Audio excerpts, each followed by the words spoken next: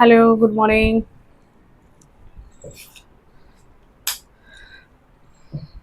Hello everyone, कैसे हैं आप? I hope all good. चलते हैं नेक्स्ट क्लास में। जैसा कि हमें पता है कि हम वारधा स्कीम पढ़ रहे हैं। वारधा स्कीम या बेसिक एजुकेशन। बेसिक एजुकेशन हमारी क्या है? बेसिक एजुकेशन जो कि महात्मा गांधी ने दी थी, और इसके जो चेयरपर्सन थे जाकिर हुसैन थे। 1930 1937 में 1937 में ये जो स्कीम आई थी, इसको इसका जो सेकंड नेम है वो बेसिक एजुकेशन, या एक और बोलते हैं इसको नई तालीम। तो ये बेसिक एजुकेशन क्यों कहा जाता है या नई तालीम क्यों कहा जाता है, वो हमने कल डिस्कस किया था लास्ट क्लास में।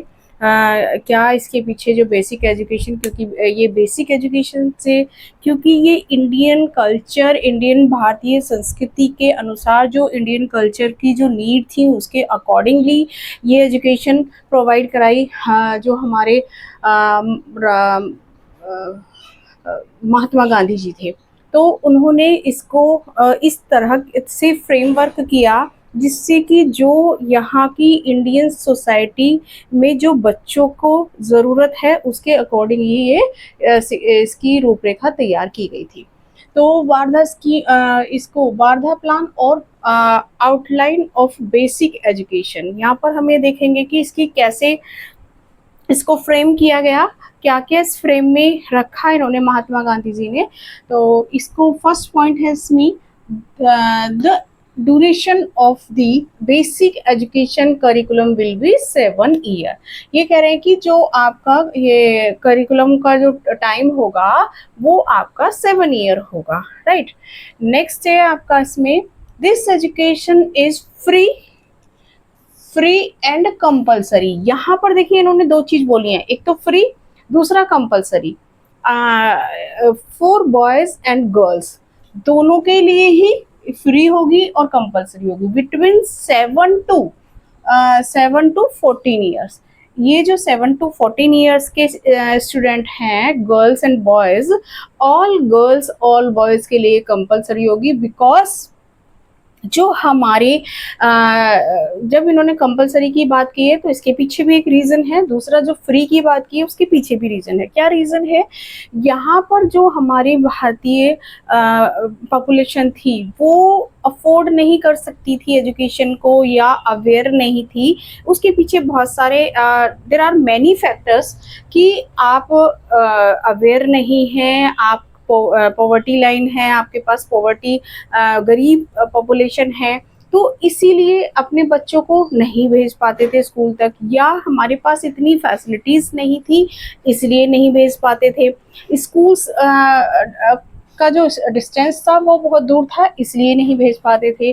तो गांधी जी ने कहा कि जो ये एजुकेशन है एक तो कंपलसरी होगी और एक फ्री होगी। तो यहाँ पर इन्होंने सभी बॉयज एंड गर्ल्स जो 7 to 14 ईयर्स हैं उनको फ्री एजुकेशन प्रोवाइड कराई। इसकी जो इन्होंने बेसिक एजुकेशन, नई तालीम, या आपकी वारधा स्कीम जो 1937 में आई, उसकी जो आपने ये आउटलाइन की, ये इसमें फर्स्ट सेकंड पॉइंट था। Third point is the medium of education is mother tongue. यहाँ देख रहे हैं इन्होंने कहा कि मदर टंग में होनी चाहिए, जो इसका मीडियम हो, जो इंस्ट्रक्शन दी जाए एजुकेशन, जो हम इंस्ट्रक्ट करें स्टूडेंट्स को, वो आपकी मदर टंग में होनी चाहिए, ठीक है। क्योंकि यहाँ पर इस टाइम जो 1937 में इंग्लिश रूल्स कर रहे थे, ब्रिटिशर्स रूल कर रहे थे, तो उन्होंने इंग्लिश को फोकस किया। जैसा कि हमने पढ़ा था, लॉर्ड रिपन आए, लॉर्ड मेकाले आए, लॉर्ड कर्जन आए, सभी ने इंग्लिश को फोकस किया और अपनी ही लैंग्वेज को उन्होंने प्रायोरिटी देने के पीछे कहीं ना कहीं जो इंडियन कल्चर, इंडियन जो मदर टंग्स थी, जो हमारी क्षेत्रों की लैंग्वेजेस थी, वो पिछड़ गई थी और बच्चे उसमें इंग्लिश में अच्छे से नहीं पढ़ पा रहे थे। तो इसीलिए गांधी जी ने यहाँ पर जो बेसिक एजुकेशन है उसमें कहा, इसकी जो आउटलाइन में दिया कि आपकी जो बच्चों को जो पढ़ाया जाएगा, बच्चे को जो इंस्ट्रक्ट किया जाएगा, एजुकेशन दी जाएगी, वो उसके मदर टंग में दी जाएगी। English has no place in this curriculum. English का कोई प्लेस नहीं होगा। क्योंकि यहाँ पर हम इस बेसिक एजुकेशन की बात कर रहे हैं, प्राइमरी एजुकेशन की बात कर रहे हैं, मिडिल एजुकेशन की बात कर रहे हैं। तो यहाँ इन्होंने कहा कि जो ये प्राइमरी एजुकेशन है इसमें मदर टंग में ही लैंग्वेज दी जाएगी, आपकी इंग्लिश का कोई प्लेस नहीं होगा। Fourth point is education is related to some basic craft। जो एजुकेशन प्रोवाइड कराई जाएगी वो कोई बेसिक क्राफ्ट, आधारभूत जो यहाँ की शिल्प है, शिल्प कला है, बेसिक क्राफ्ट है, उसी से रिलेट करके एजुकेशन दी जाएगी। नेक्स्ट है the education of the choose craft is given on such a way that it make the child is good craftsman and make him self reliant। जो ये क्राफ्ट है ऐसे चूज किया जाना चाहिए, क्राफ्ट की जो एजुकेशन है वो ऐसी चूज की जानी चाहिए जिससे कि बच्चे को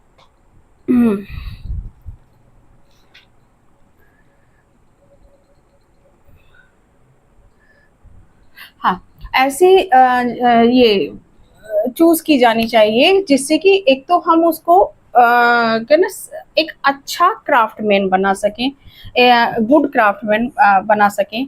दूसरा वो अपना सेल्फ रिलायंट मतलब एक स्वावलंबी बन जाए, उससे सीख जाए, जो उसके अंदर ऐसी ये क्राफ्ट की एजुकेशन दी जाए जिससे कि वो अपनी सेल्फ डिपेंडेंट बन जाए, जो भी उसको नीड है उसके अकॉर्डिंगली वो चीज़ें सीख जाए। ऐसी क्राफ्ट एजुकेशन की यहाँ पर इन्होंने बात की है, ऐसे ये फ्रेमवर्क किया है इन्होंने। ठीक है, तो एक अच्छी एजुकेशन हमें बनाए, एक अच्छा गुड क्राफ्टमैन हमने बनाए, सेल्फ रिलायंट स्टूडेंट हो जाए, ऐसी एजुकेशन की यहाँ बात की है। नेक्स्ट है emphasis is lead on physical labour. ये यहाँ पर क्या किया है इन्होंने, physical labour so that the child can earn his livelihood through the craft and learns. यहाँ पर ये कह रहे हैं श्रम को इन्होंने क्या किया, जो फिजिकल लेबर है उसको इम्पोर्टेंस दी है कि सिर्फ ऐसी हम बच्चों को एजुकेशन दें जिससे कि वो ज़्यादा से ज़्यादा फिजिकल वर्क करके सीख जाए। एक तो जब वो फिजिकल लेबर करेगा तो उसके अंदर कहते हैं ना, जब हम क्राफ्ट अपने हाथों से, जैसा हमने लास्ट मैंने जब ये बेसिक एजुकेशन इसका क्यों नाम पड़ा जब मैंने बताया था, तो उसमें यही था कि जब हम क्राफ्ट अपनी फिजिकल लेबर अपने हाथ से कोई चीज़ बनाते हैं तो उसमें कहीं हमारी लेबर लगती है और उसमें हमारा इंटरेस्ट आ जाता है और उससे हम ज़्यादा से ज़्यादा सीख पाते हैं, प्रैक्टिकली वे होता है। तो हमारे जो स्किल्स होते हैं वो भी बच्चों के हमें यहाँ पर पता चलते हैं कि बच्चा किस क्या बेटर कर सकता है। जब हम ये एक फिजिकल श्रम को इम्पोर्टेंस देते हैं तो बच्चा ज़्यादा से ज़्यादा सीख पाता है।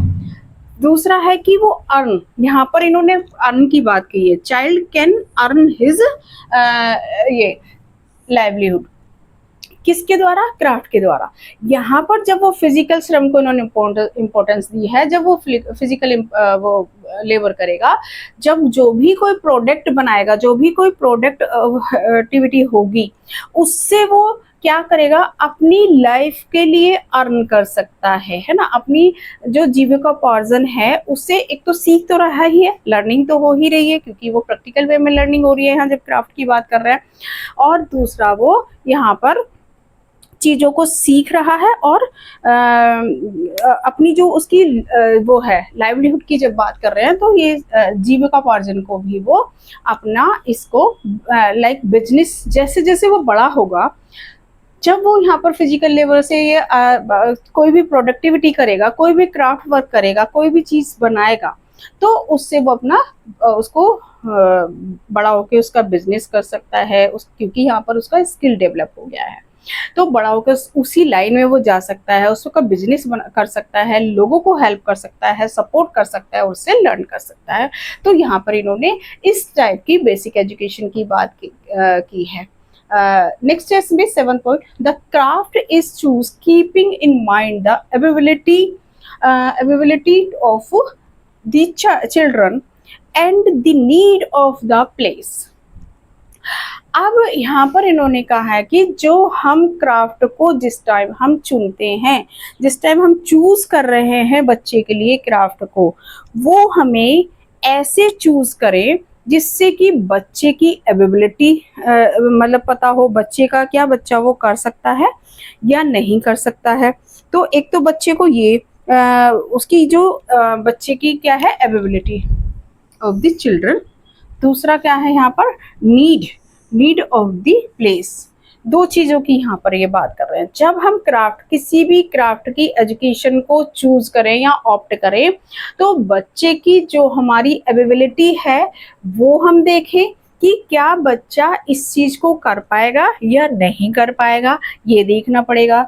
दूसरा उसके प्लेस, यहाँ कह रहे हैं नीड ऑफ द प्लेस, उसकी जहाँ वो रहता है, जिस एनवायरनमेंट में वो रहता है, तो उसके प्लेस की क्या नीड है, क्या आवश्यकताएं हैं, क्या उसको ज़रूरतें हैं, वो हमें प्रायोरिटी देखनी पड़ेगी, वो हमें चूज करना पड़ेगा कि हमें किस तरह का। लाइक अगर हम इसमें एक एग्जांपल लेते हैं, एक गांव का बच्चा है, अब उसे अपनी एग्रीकल्चर लाइन में ही जाना है, आगे चल के अपने पेरेंट्स की खेती संभालनी है, तो हमें उस बच्चे को खेती से रिलेटेड, एग्रीकल्चर से रिलेटेड एजुकेशन की को प्रोवाइड कराना चाहिए। एजुकेशन उसकी इस तरीके से हो जो एक तो उसकी एबिलिटी के अनुसार हो, दूसरा उसके नीड के अकॉर्डिंग हो। तो जो गांव में बच्चा रह रहा है, जो अपनी फादर की खेती संभालेगा या अपने फादर को हेल्प करेगा, तो उसे एग्रीकल्चर रिलेटेड एजुकेशन की व्यवस्था कराई जाए।